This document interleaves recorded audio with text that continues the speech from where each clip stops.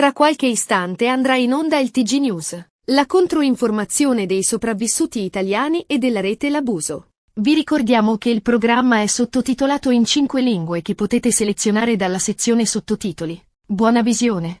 In a few moments the TG News will be broadcast. Counter-information from Italian survivors and the Abuse Network.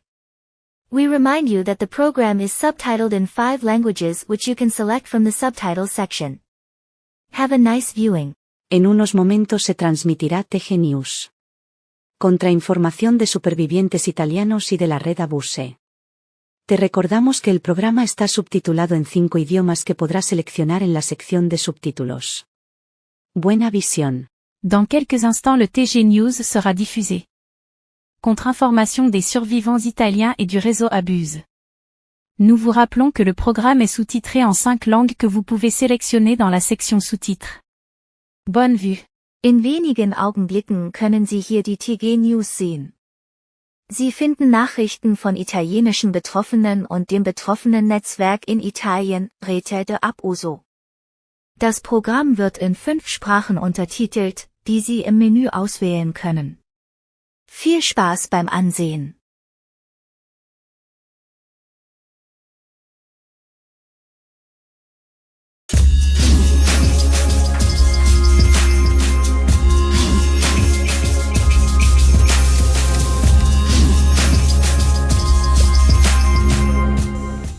Un piano folle nato guardando una serie di docufilm della NBC, tutt'oggi visibile su YouTube, in cui un team di giornalisti dava la caccia a presunti pedofili e li esponeva al giudizio del pubblico.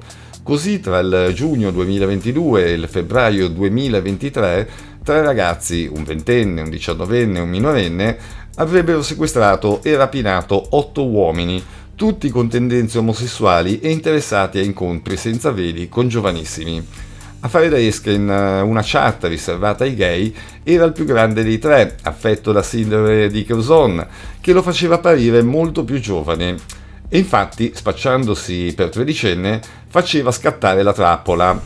Mercoledì 17 aprile i 2 maggiorenni sono stati condannati con rito abbreviato a 6 anni e 3 mesi e 6 anni e 10 giorni di reclusione. Il terzo è stato invece giudicato dalla magistratura minorile. Quando furono interrogati, i 3 chiesero agli investigatori che fine avrebbero fatto le loro vittime, colpevoli secondo loro di comportamenti che sarebbero dovuti essere da biasimare. Lo abbiamo fatto per fare del bene alla società e per mettere fine a questa piaga, avrebbero dichiarato. Sullo sfondo delle loro imprese ci sarebbero però delle situazioni personali quantomeno problematiche.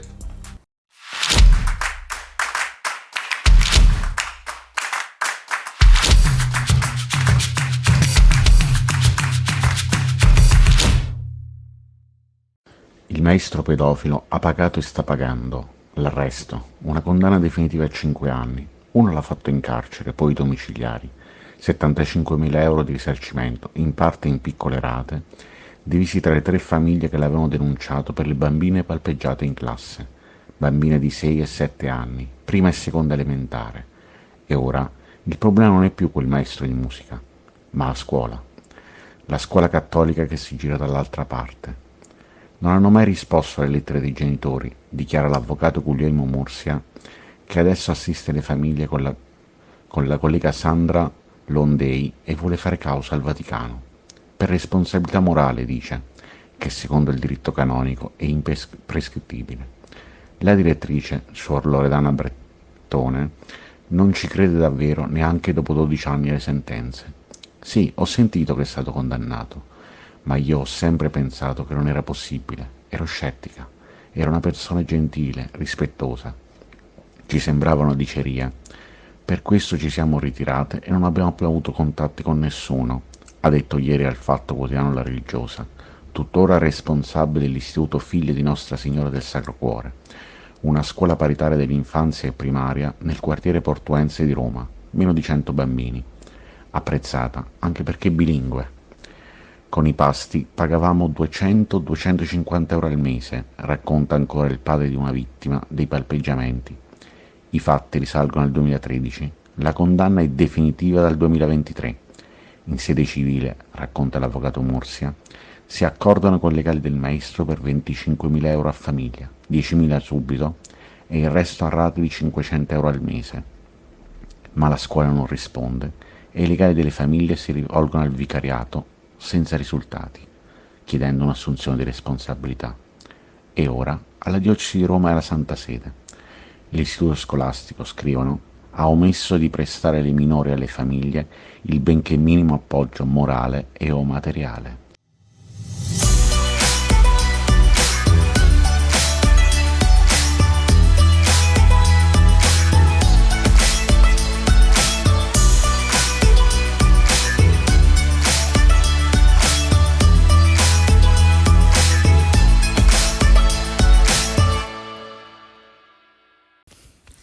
Più di 100 condanne e risarcimenti finanziari fino a 70.000 euro. È quanto emerge dall'elenco segreto della gestione dei casi di pedofilia che hanno coinvolto la Chiesa Cattolica spagnola, analizzato da El País.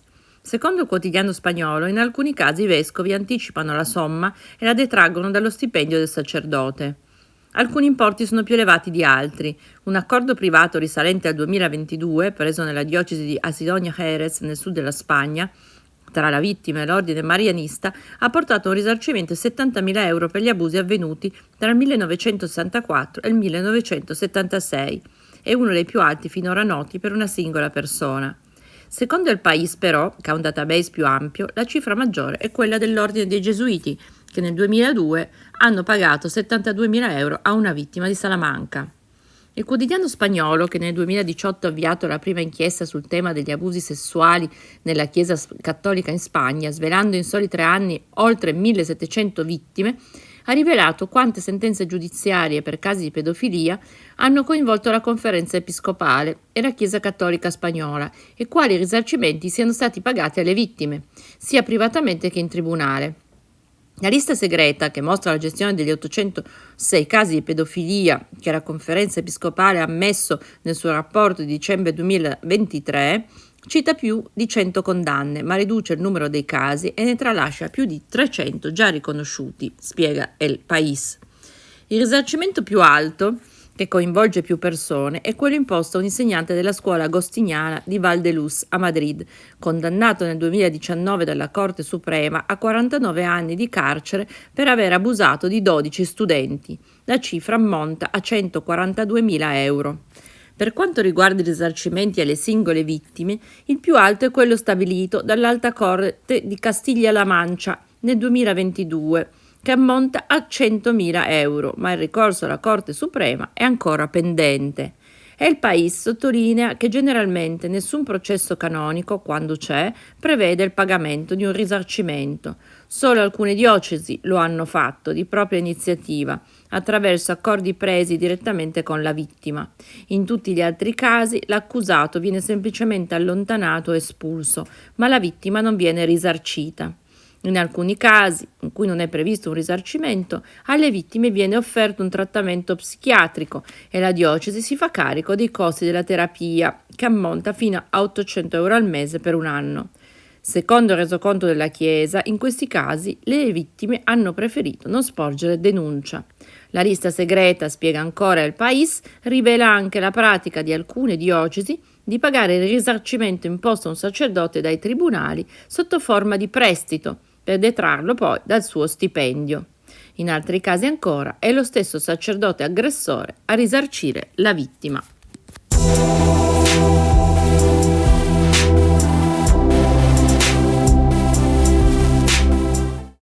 Quando i giornali italiani rilanciano in maniera enfatica e acritica le dichiarazioni roboanti di gerarchi della Chiesa contro la pedofilia, quando sentiamo un monsignore dichiarare convinto di voler fare polizia fino in fondo, quando vengono elogiati i risultati di loro presunte commissioni d'inchiesta e si annunciano impegni ecclesiastici di vario genere nei confronti delle vittime, è bene sapere, perché molto spesso i giornalisti italiani dimenticano di informare i loro lettori, che la cosiddetta giustizia ecclesiastica si fonda sulla convinzione che il più violento dei crimini nei confronti di un bambino o una bambina sia prima di tutto un delitto contro la morale e come tale viene trattato.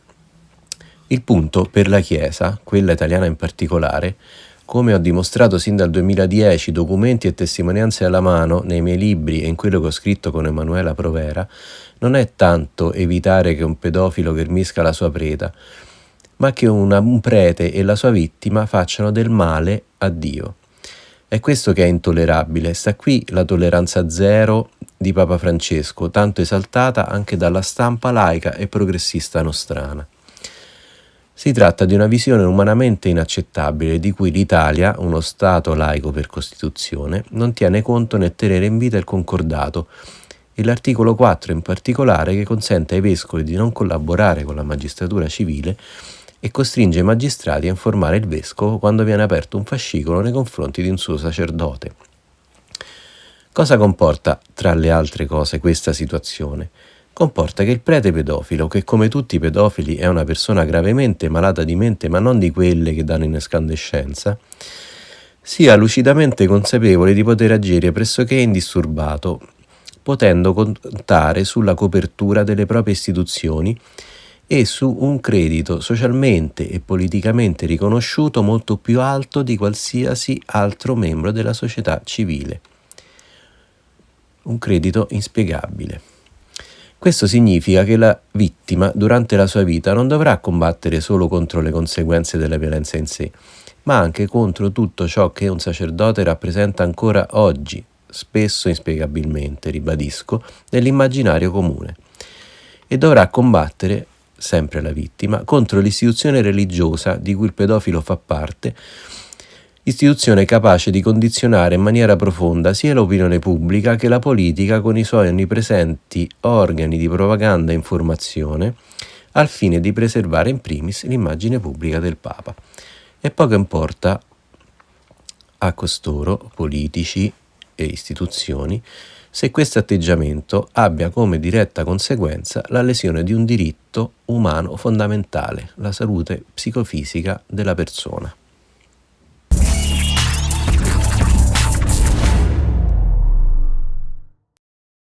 Per questa edizione è tutto, grazie per averci seguito. L'appuntamento è per sabato prossimo alle 12, avete l'Abuso News. Vi auguriamo un buon weekend.